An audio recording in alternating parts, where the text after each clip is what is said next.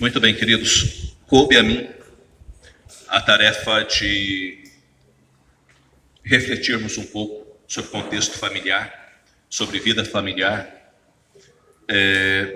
E necessariamente o que eu vou fazer não é um sermão, tá? Uma mensagem no sentido de sermão, mas ela vai funcionar mais como uma reflexão que nos leva a ponderar sobre olhares sobre família, tá? Olhares. O que são olhares? Olhares são perspectivas.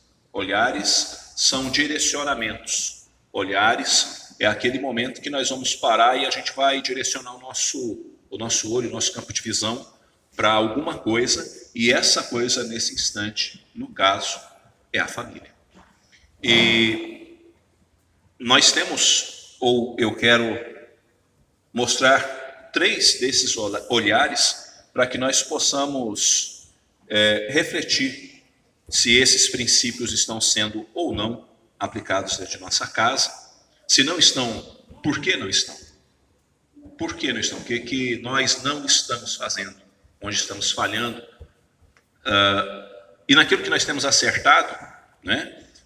Que bom que estamos acertando, e o que nós devemos talvez fazer para manter esse negócio acertado, correto, direito, dentro do nosso ambiente familiar. Então, são algumas coisas que eu quero tocar no assunto, digamos assim, com vocês. Não há nada, na verdade, mirabolante, tá? Nossa, isso aqui é um negócio muito difícil de fazer, nem diria eu algo inovador naquilo que eu vou falar.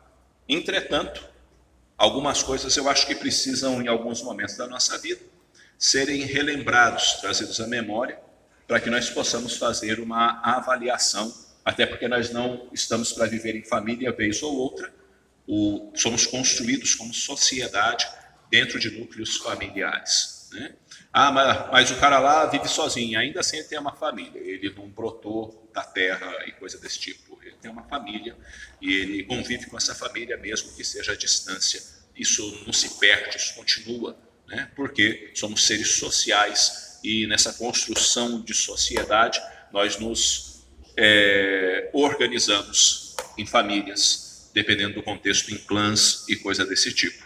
Mas vamos aos 3 olhares que eu quero fazer alguns apontamentos para vocês. O primeiro olhar é que a minha casa é edificada por Deus. Esse é o primeiro olhar. Minha casa é edificada por Deus. E eu estou colocando isso como afirmativa, porque uma vez que nós nos dizemos cristãos, nós vamos dizer que a nossa casa, ela é, ou pelo menos deveria ser, edificada pelo Senhor, construída, estabelecida pelo nosso Deus. E a partir disso, nós lemos na parte A do versículo 1 do Salmo 127, se não for o Senhor o construtor da casa, será inútil trabalhar na construção.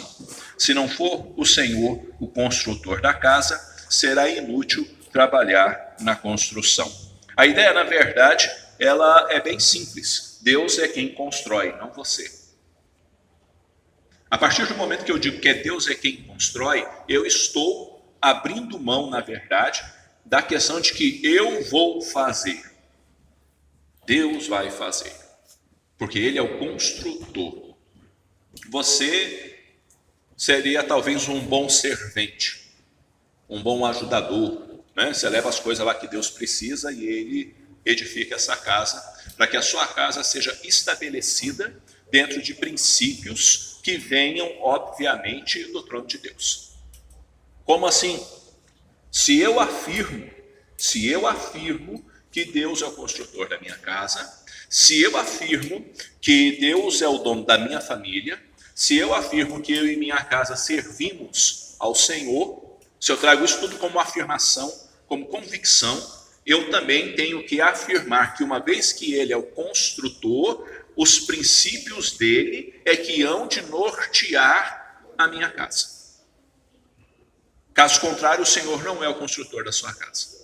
Como assim? Se os princípios de Deus não norteiam a sua casa, Deus não é o construtor da sua casa. Não, pastor, o senhor não pode afirmar isso. É claro que eu posso afirmar isso. Mas por quê? Porque o mesmo texto diz que em vão trabalham aqueles que a edificam, se não for o Senhor o construtor da casa. É um trabalho de acordo com o texto em vão. Estou fazendo as coisas sem a mão do Senhor. Estou fazendo as coisas sem a ajuda de Deus. Estou fazendo as coisas sem aplicar os princípios de Deus dentro do meu lar. Como assim? Como assim? Pontuações simples. Casamento se vive dentro da perspectiva de Deus. Então eu preciso buscar na minha família e dentro dos princípios da palavra de Deus quais são ou o que deve ser a vivência de um casal. Não é o que eu acho, não é o que sua mamãe e seu papai faziam ou deixavam de fazer, é o que a palavra de Deus me mostra. Como é que educa filhos? Eu vou educar filhos igual minha mãe educou. Serviu? Sim, não, talvez. Então eu vou usar do mesmo jeito. Talvez isso funcione, talvez isso não funcione. Por quê? Porque o mundo deu uma mudada e talvez o excesso, às vezes, de rigidez que sua mãe tinha com você, talvez quebre seu filho ao invés de ajudar a construí-lo. Então, o que eu faço? Você cata a Bíblia e vai procurar ser pai, ser mãe, de acordo com a palavra de Deus, porque por melhorzinho que fosse papai e mamãe, a Bíblia ainda é superior.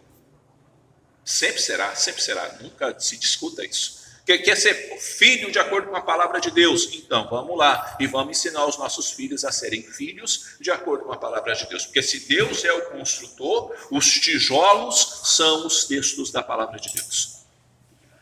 A cobertura é as Sagradas Escrituras. A ética da palavra de Deus é o que precisa nortear a nossa casa.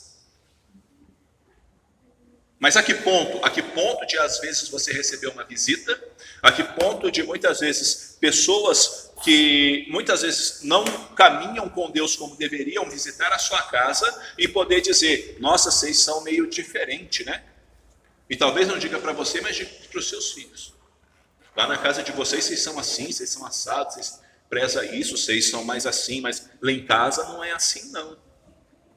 Ah, mas por quê? Porque nós estamos nos esforçando para aplicar os princípios da palavra de Deus dentro da nossa casa. Então você precisa trazer isso ao seu coração. O que eu estou fazendo com os princípios da palavra de Deus? Como assim? Eu aplico eles dentro da minha casa? Minha casa vivencia esses princípios? Como assim, pastor? Inúmeras vezes eu corrigi os meus filhos e disse a eles, o que você fez é pecado. Porque a palavra de Deus diz isso, diz isso, diz isso e diz isso. A Bíblia nos orienta a isso, isso, isso e isso. E você fez esse, então você agiu de uma forma que entristeceu o Espírito Santo de Deus, você desobedeceu as Escrituras, você entristeceu ao Senhor e também me entristeceu por aquilo que você fez. E é por isso que você está sendo disciplinado. Agora, se o pai e a mãe não conhecem a Bíblia, não tem o que cobrar do filho, né? Nem ele faz, quanto mais cobrar do filho. Entendeu o princípio? Então, papai e mamãe têm que saber para poder ensinar os filhos. E os filhos têm que abraçar aquilo que papai e mamãe ensina, fundamentalmente, através das Escrituras. Se você não usa a Bíblia, se você não usa os valores de Deus, se você não usa a ética de Deus dentro da sua casa, eu sinto dizer, em vão trabalham aqueles que edificam a sua casa. Por quê? Porque toda a base que pode segurar a sua casa em pé está faltando. Como assim? As mãos do Senhor. Pastor, de acordo com a palavra de Deus, tá? De acordo com a palavra de Deus, foi Deus quem inventou esse negócio de família. De acordo com a palavra de Deus, foi Deus que estabeleceu essa questão de família. Como? Criando lá o Adão e Eva, quando os dois conviver juntos, depois filhos, isso e aquele outro. E se você for ler a Bíblia, você vai notar que a maioria dela, ela está em volta dentro do quê? Histórias familiares. Histórias familiares.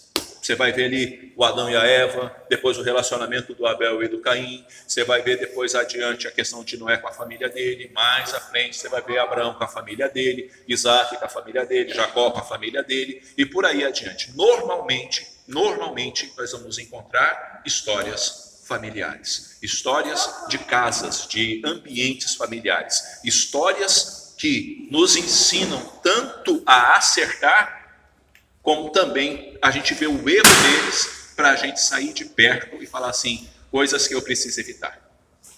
Preciso evitar isso, isso, isso e isso, porque não deu certo na casa do Davi, não deu certo na casa do Samuel, não deu certo na casa desse. Não posso descuidar. Né? Então, são coisas assim que a palavra de Deus está para nos orientar. E o Novo Testamento também fala muito de família, e não só isso, há prescrições claras no Novo Testamento, principalmente nas epístolas paulinas, de como deve ser o comportamento de um marido, como deve ser o comportamento de uma esposa, como deve ser o comportamento dos filhos, como deve se tratar, inclusive, sexualmente um casal e por aí adiante. A palavra de Deus tem informação para muita coisa para manter uma família equilibrada. Então pegue os princípios da Bíblia e aplique na sua vida, porque se o Senhor é o construtor, é justamente os elementos da palavra de Deus que são os tijolos que ele usa para manter a sua casa em pé. Se você não está fazendo, talvez você deva empreender uma caminhada, uma jornada de oração para você de fato falar, Senhor, me ajude a aplicar os princípios da sua palavra dentro da minha casa, porque eu quero que a minha família, em todos os aspectos, caminhe de uma forma saudável. Posso afirmar com toda certeza, mesmo se esforçando para fazer isso, muitas vezes é muito difícil, muitas vezes é muito complicado manter as coisas no eixo. Por quê? Porque ainda assim nós estamos falando de pecadores. E pecadores, infelizmente, erram. Muitas vezes agem de uma forma que o coração se entristece tremendamente. Então, isso é uma coisa para a gente refletir, guardar no coração. Segundo olhar, a resolução de conflitos. Por quê? Porque existem conflitos em casa, infelizmente. Existem problemas, existem circunstâncias que nos fogem ao controle.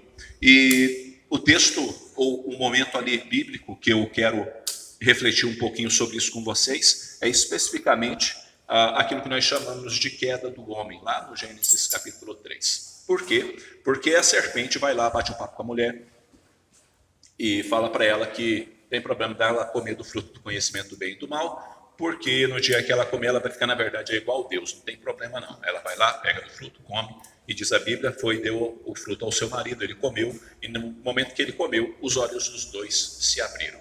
Quando se abriu, diz o texto bíblico também, que eles pegaram folhas de figueira e cobriram o corpo, porque eles notaram, eles perceberam que eles estavam nus. Pastor, o que é perceber que está nu? Começou a ter vergonha um do outro. Tá? Por isso que eles se cobriram. Passam a ter vergonha um do outro. Até então eles não tinham vergonha nenhuma um do outro. Tanto é que eles não se cobriam. Mas a partir do momento que o tal olho abriu, eles passam a ter vergonha um do outro. E diz o texto bíblico que em dado momento, lá de tardezinha, quando o Senhor vai lá no jardim bater um papo com eles escutam Deus chegando e eles pegam e se escondem. E Deus chega ali e fala, ô Adão, Adão. Aí o Adão fala, está aqui. E ele fala, está escondido aí por quê? Então, eu estava nu e aí eu escondi. Isso porque ele é conhecedor do bem e do mal, né? Estava nu. E aí Deus falou para ele, quem falou que você estava nu? Então, aí começa a gerar o problema dentro de casa. Mas por quê? Porque o Adão, quando ele vai falar com Deus, ele vai explicar o que ele fez, ele fala assim, a mulher que o Senhor me deu do fruto e eu comi. E Deus volta para a mulher e fala assim, hã? E ela fala, então a serpente fez aí a minha cabeça e eu comi e dei do fruto para ele também. Como assim? O que Adão e Eva faz na prática dentro dos problemas que acontecem dentro de uma casa, das dificuldades que surgem muitas vezes, é aquilo que a maioria das pessoas fazem. Ou seja, foi o outro. Adão, em momento algum no texto diz, eu pequei. Adão, em momento algum no texto diz, ó Senhor, eu realmente comi, eu pisei na bola. A culpa foi minha. Não, ele fala, a culpa foi dela. E ela fala, a culpa foi da serpente. Como assim? Ela também não assume a culpa. Se você ler o capítulo 4 de Gênesis, você vê o caso de Caim e Abel, depois que o Caim mata o Abel, em momento algum do texto, o Caim diz, eu fiz. Ele se desvia de todas as formas possíveis e não assume a culpa do que ele fez. Ele sai dali como se ele fosse a pessoa mais inocente do mundo. Mas por quê? Porque nós somos dados ao desvio. Como assim ao desvio de responsabilidade? Por que vocês estão brigando? Porque ela fez tal coisa. Por que a coisa está tão bagunçada na sua casa? Porque ele faz tal coisa. Ele é isso, ela é aquilo, meus filhos são aquele outro, meus pais são aquele outro, meus irmãos são aquele outro, e é assim que vai indo, mas eu não sou nada. Eu não faço nada para irritar o outro. Eu não faço nada para desagradar o outro. Eu não faço nada que coloque o outro em descrédito. Eu não faço nada. Eu só sou uma vítima grande da vida. Porque tudo o que está acontecendo e tornando a minha casa turbulenta é culpa de todo mundo em casa, menos minha. E muitas vezes o que diz que assume a culpa num estado de vitimação, onde ele diz, então eu fiz, mas foi que não sei o quê. Cara, você fez porque você pisou feio na bola mesmo, é culpa sua. Culpa sua. A nossa dificuldade de pedir desculpa para o outro, de pedir perdão para o outro, está na dificuldade que nós temos de assumir culpa. A gente tem um casal em crise em Gênesis 3, a Bíblia nem começou direito, e a gente tem um casal em crise. Já é o terceiro capítulo da Bíblia. No capítulo 1 nem gente tem só lá no fim. Eles nem falam nada. No capítulo 2, um bom pedaço, só tem uma pessoa no mundo, então não tem como ele brigar. No parte do capítulo 2, Deus faz uma mulher e dá pro cara. Não durou 2 versículos, porque ele casa no final do capítulo 2, né? Não, é osso do meu osso, carne da minha carne, isso e aquilo. Começa o capítulo 3, dá o rolo todo com o fruto do conhecimento do bem e do mal, e quase que o casamento acaba. Por quê? Porque o Adão não diz que errou. A Eva não diz que errou, e Deus pegou e puniu os dois.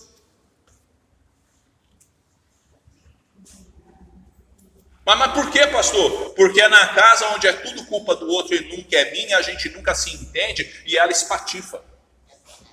E a gente sofre consequência disso. A gente sofre consequência disso por quê? Porque nós estamos pecando um com o outro e não ajudando um ao outro. Nós estamos ofendendo um ao outro, nós estamos machucando um ao outro, nós estamos agindo de uma forma animalesca um com o outro. Como que alguma coisa pode subsistir na base do conflito? Ah, pastor, mas em casa a gente não está fazendo isso. Não, nós erguemos um tapete e jogamos o negócio debaixo do tapete e não resolvemos absolutamente nada, até ter uma montanha dessa altura diante do tapete e a gente tropeça naquilo e ela espalha pela casa toda, aí fede de vez.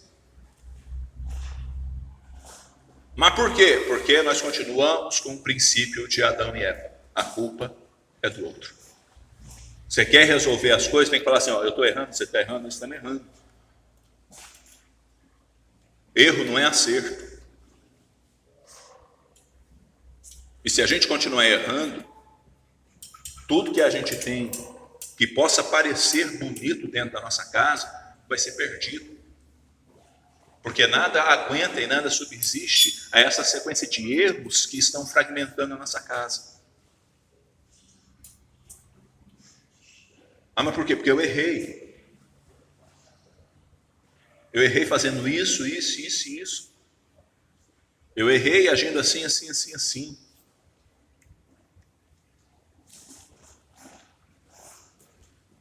Mas enquanto eu tiver vergonha de dizer que eu errei, ainda a culpa vai ser todo do outro. E eu posso afirmar isso com toda certeza. Como assim? Em cada 50 casos de aconselhamento pastoral com casais, em cada 50, 49, sem medo de errar, pastor, ela está fazendo isso, e ela fala para mim, ele está fazendo isso, e eu falo, e aí? E aí como? Você está errando, cara, e você também está errando, querida, só que vocês não estão admitindo o erro de vocês estão jogando a culpa um no outro, é por isso que vocês estão desse jeito.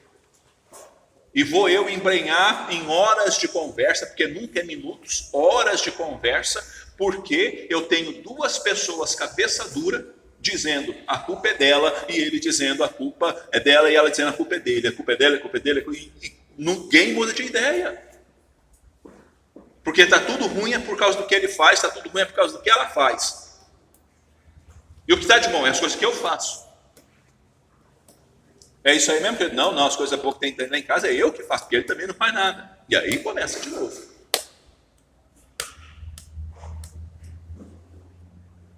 Então a minha experiência pastoral, dos muitos aconselhamentos que eu já tive na minha vida, eles pautam, por incrível que pareça, nessa mania Adão e Eva.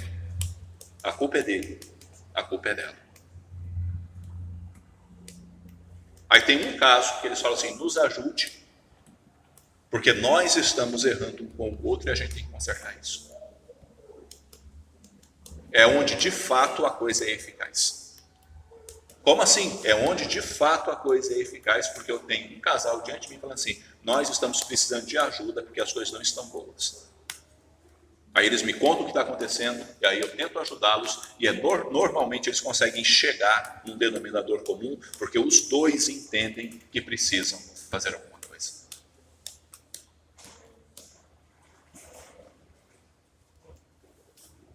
Se você errou, a culpa é sua. Se você errou, a culpa é sua, não é do outro. Ah, mas foi porque o outro fez tal coisa que eu fiz, a culpa ainda é sua, porque o pecado é seu. O diabo tentou Jesus? Não tentou? Tentou. Se Jesus tivesse cedido à tentação, a culpa era de Jesus, não do diabo. O diabo tentou. Tentou. A prática do pecado é de quem cede à tentação. Então, o diabo tentou e Jesus não pecou. Mas se Jesus tivesse cedido à tentação, o pecado era de Jesus e não do diabo. Então, mesmo quando é o diabo que tenta você, quando você tropeça, o tropeço é seu, porque o diabo já caiu faz tempo. E ele não levantou. Nem vai levantar, porque a gente sabe como é que acaba a história. Né? É só você ler a Bíblia que você sabe como é que acaba a história. Então, essa é a questão. Pensem nisso. Eu fui provocado e cedeu à provocação. Cedeu à provocação. Mas eu não tenho sangue de barata. Não, você não tem sangue de barata. Só que determinadas coisas, a gente tem que pensar nas nossas reações antes de reagir, porque a gente pode pôr tudo a perder, dependendo do jeito que a gente reage. E isso não trata absolutamente nada. Por fim, o terceiro olhar, a importância do apreço. Apreço é algo que jamais deve ser menosprezado, haja vista que apreço é admiração, é consideração que se demonstra por algo ou por alguém. E, nesse caso, apreço é algo que precisa existir dentro de uma casa. Por quê? Porque apreço é querer bem as pessoas que moram debaixo do mesmo teto que você. Se nós tivéssemos mais apreço um pelo outro, com certeza,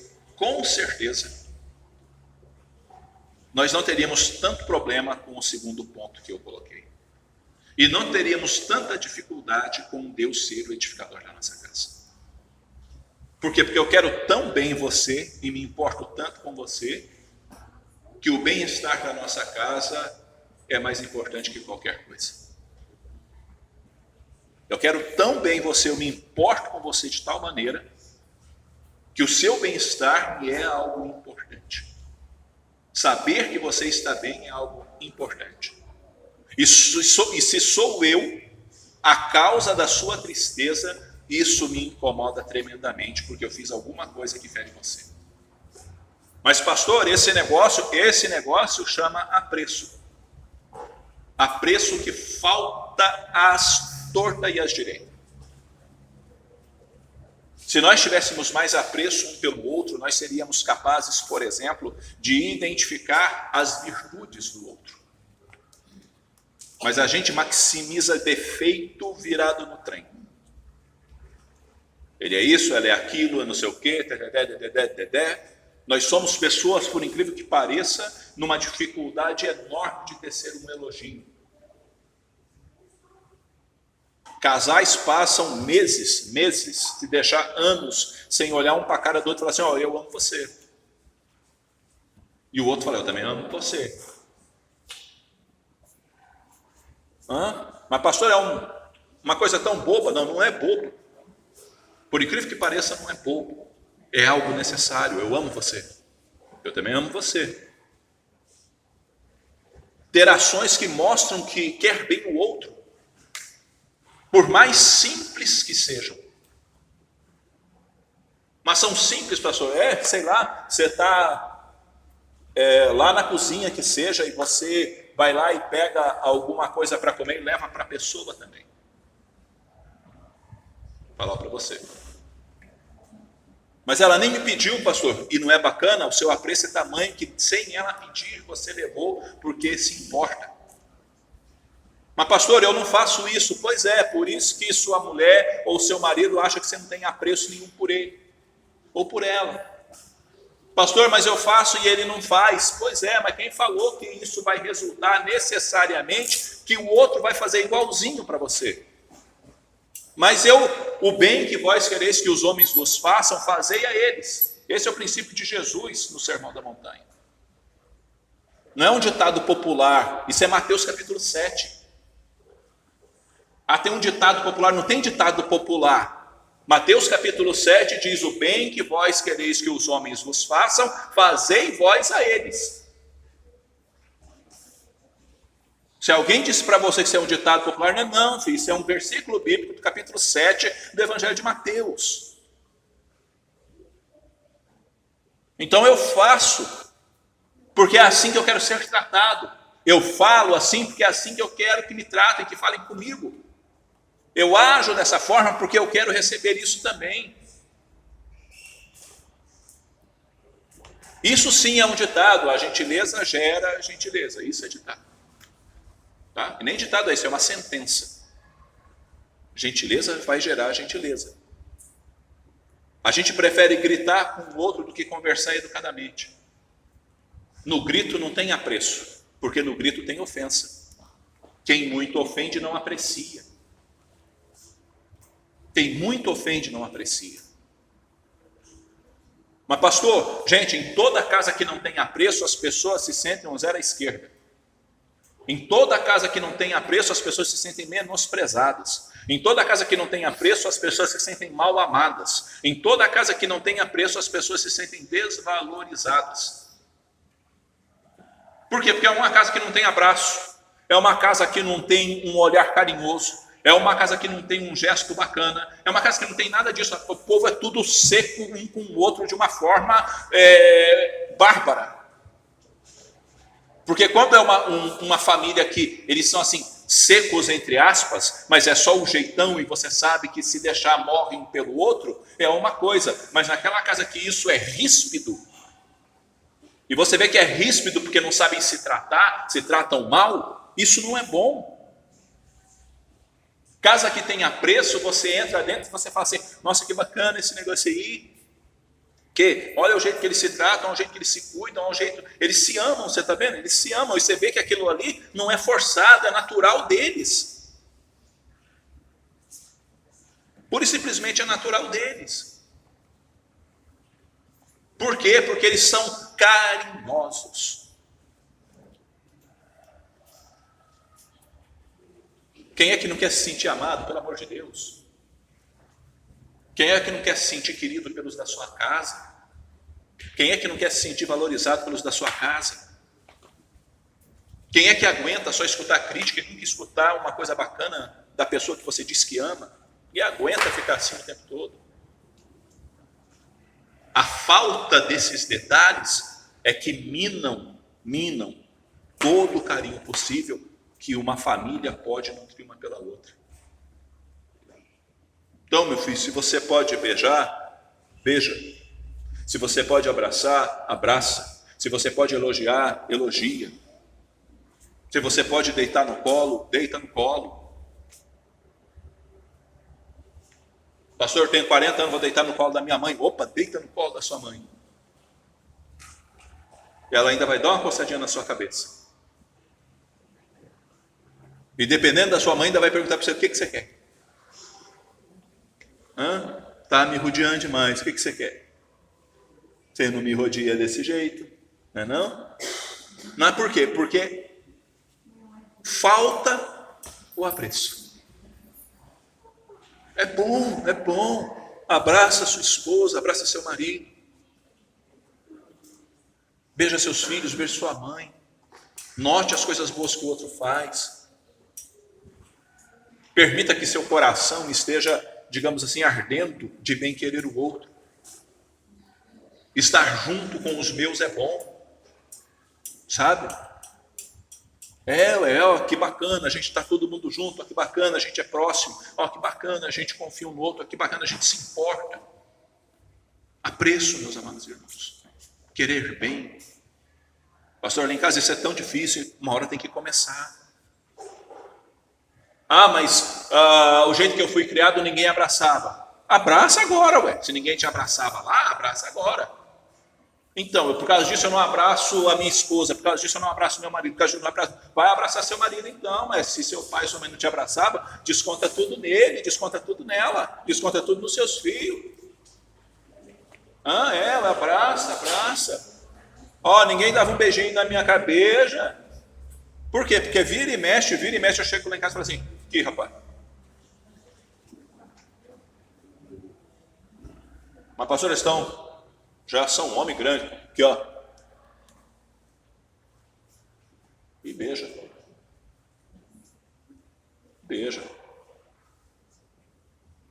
Vem cá, guri, dá um abraço no seu pai. Levanta e puxa. O que? Pode estar velho, é meu filho ainda. Não mudou o fato que é meu filho, não mudou o fato que continua sendo meu filho. Então pode beijar papai, quero nem saber. Vamos abraçar papai, vamos. Mas por quê, pastor? Porque isso é algo que todo mundo precisa. Porque é assustador quando a gente olha em volta e percebe que ninguém liga para a gente. Pior ainda é quando a gente olha para a casa da gente e fala assim, meu Deus, como que a minha própria família não liga para mim? Em uma casa onde você olha e fala assim, ninguém aqui em casa liga para mim, é uma casa que falta apreço. E via de regra, é uma casa que tem muita briga. E nenhum lar que se sustenta a gritos pode ser um lar abençoado. A consideração dessas coisas, a reflexão dessas coisas, estão para nós apurarmos os nossos olhares. Eu olho e eu preciso saber responder, minha casa tem sido edificada por Deus? Quando eu olho pela segunda janela, eu tenho que saber e fixar bem o olhar. Quando eu erro, eu assumo a responsabilidade do que eu faço. Será que eu parei de jogar a culpa no outro? Estou em outra coisa mais evoluída já na minha vida? O quão atencioso eu sou com os meus? O quão carinhoso eu sou com os meus? O quão amoroso eu sou com os meus? Porque nada se compara a um lar edificado por Deus, onde as pessoas sabem resolver os problemas e se amam. Eu duvido, mas eu duvido que uma família edificada de fato nos valores de Deus, que cuida um do outro, que sabe resolver esses conflitos por causa disso, e que ama de fato, valoriza um outro, se despedaça. Eu duvido. Mas por quê? Porque está estabelecido de tal forma na vontade de Deus, que vem vento, que vem tempestade, mas aquela casa permanece em pé, porque está estabelecida sobre os valores do nosso Deus. Pensem nisso. Reflitam nisso. Porque família continua sendo algo de fundamental importância. E uma sociedade com famílias arrebentadas é uma sociedade que se destrói. Entretanto, uma sociedade com famílias bem estruturadas é uma sociedade que evolui. E uma igreja que sabe estruturar casas e que tem suas famílias bem estruturadas é uma igreja que rende muitos frutos para o Senhor, porque flui amor dessas pessoas. Nosso Deus e nosso Pai, em nome de Jesus, ó Deus bendito, orienta-nos, ó Deus, a cada dia, para que nós possamos ser, ó Deus amado, em todas as coisas, famílias abençoadas pelo Senhor. Que em nossos lares, ó Deus amado, jamais falte apreço, jamais falte amor, jamais falte atenção, jamais falte carinho. Que nos nossos lares, ó Deus amado, nós possamos, ó Deus, ser orientados pelo Senhor, para que os conflitos, ó Deus, jamais, ó Deus bendito, destruam nossos lares, mas façam com que eles permaneçam edificados pelo Senhor. E que o Senhor, ó Deus amado, sendo o edificador da nossa casa, possa agir, ó Deus bendito, com plena liberdade no seio da nossa família, para que seja o Senhor o dono da nossa casa, Senhor. Obrigado por aquilo que o Senhor nos ensina. Obrigado, ó Deus amado, pela tua presença. É a nossa oração, em nome de Jesus. Amém.